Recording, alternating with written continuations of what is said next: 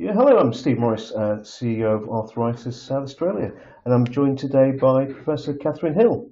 Hi, Catherine. Hi, Steve. Happy New Year. Happy New Year to you. And as many of you know, Catherine is a rheumatologist, but also current president of the ARA. Yes, that's right.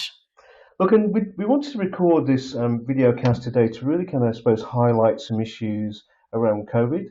Look, and I know many of you will probably be fed up of hearing about COVID, but there are some really important messages I think that we would like to get across to you today. So I'll start off with asking you a very simple question, I suppose, Catherine. How do people keep safe in the current environment?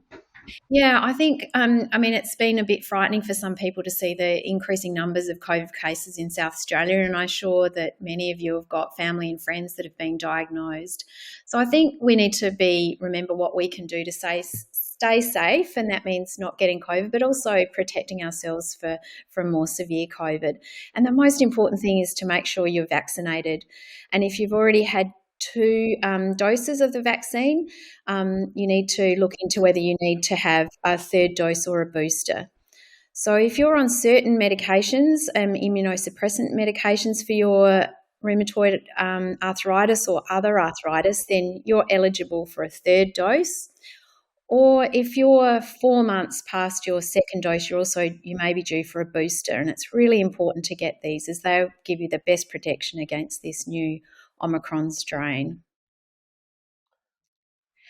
I think the other things to remember also that there's other things that we can do. So wearing masks, particularly when you're in indoor spaces such as the supermarket or other shopping, maintaining social distancing and good hand hygiene are really, really relevant to try and reduce the spread of this Omicron and to try and keep us all safe. It is also important to remember that we're not recommending that patients change their rheumatology medications because of the high prevalence of Omicron out there at the moment. If you're worried about your rheumatology medications, I'd recommend you get in touch with your rheumatologist about those. But on the whole, we're recommending that people continue them unchanged. Yeah. So Catherine, you're essentially saying people should stick to those measures that we've all known about for a long time, which is about wearing masks, social distancing, but really get a booster vaccine if you're within that window of being able to get a booster vaccine in that 4 month period. Yes, I mean, even though the Omicron variant hasn't been around for very long, we know already that having that third dose of the vaccine does protect you, give you a lot more protection, up to 80% protection. Okay. And in those unfortunate circumstances, you just test positive for COVID. What should people do in that circumstance? I think the first thing that will happen is you'll get a text from SA Health letting you know that you're COVID positive. And then you'll also get a follow-up text.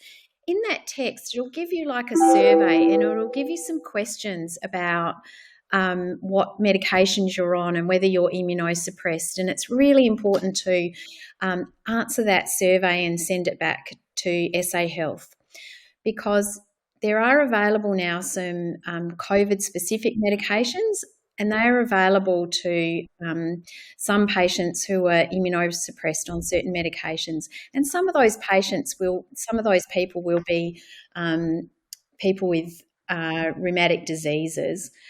And it's a simple infusion, a 2-hour infusion that's just given as a once-off, and it's available to patients who've had symptoms for less than 7 days. So it's important to respond to that survey and also to get in touch with your rheumatology team if you do test positive.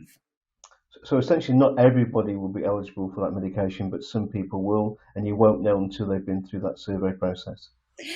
You won't know till you've been through the survey process, but getting in touch with your rheumatologist is important because the rheumatologists are aware of which group of patients are eligible.